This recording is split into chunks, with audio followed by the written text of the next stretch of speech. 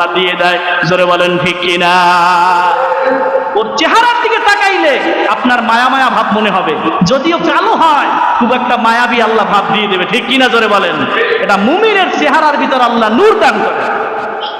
এরপরে দেখলে একজনকে বলে, তোমরা কয়জন?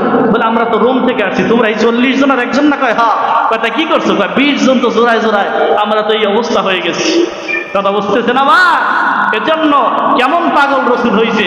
একবার রসুলের সান্নিধ্যে যারা যায়, সোহবতে যারা যায়, ঈমানওয়ালা আমলওয়ালা হয়ে যায়, দুনিয়ার কিছু পরোয়া করে না, ঈমানের জন্য জীবনটা দিতে আল্লাহর রাস্তায় তারা ব্যস্ত হয়ে যায়। জোরে বলেন ঠিক কিনা?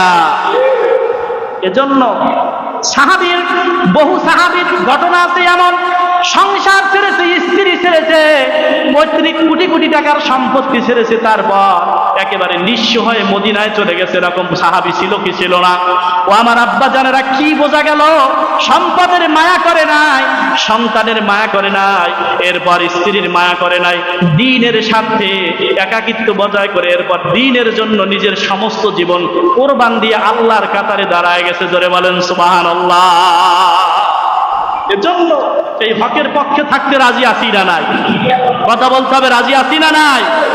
সমর্থন যেন চোর বাটপার না হয়ে যায়। ঠিক কিনা? জোরে বলতেন।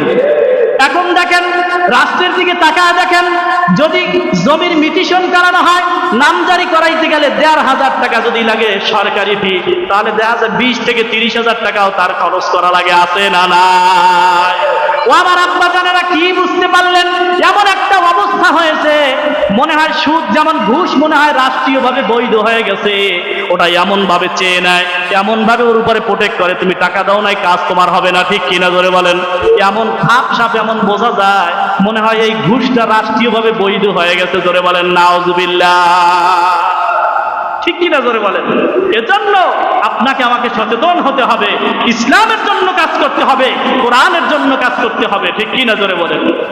এজন্য কোরআনওয়ালা হইতে চাই কি চাই না? আল্লাহ পাকের কোরআন কি বলতেছে দেখেন। আল্লাহর নবীকে দায়িত্ব দিলেন এই দুনিয়ার তৈরি করা মানুষের মতবাদের উপর আল্লাহর দ্বীনকে বিজয় করে দিতে হবে। এক জায়গায় নয়, 3 জায়গায় আল্লাহ বললেন। আল্লাহ পাক বলেন, হুয়াল্লাযী আরসালা রাসূলাহু বিল হুদা ওয়া দীনিল হক লিইয়ুযহিরাহু আলাদ-দীনি কুল্লিহি ওয়ালাউ কারিহাল মুশরিকুন। জোরে বলেন আল্লাহু আকবার।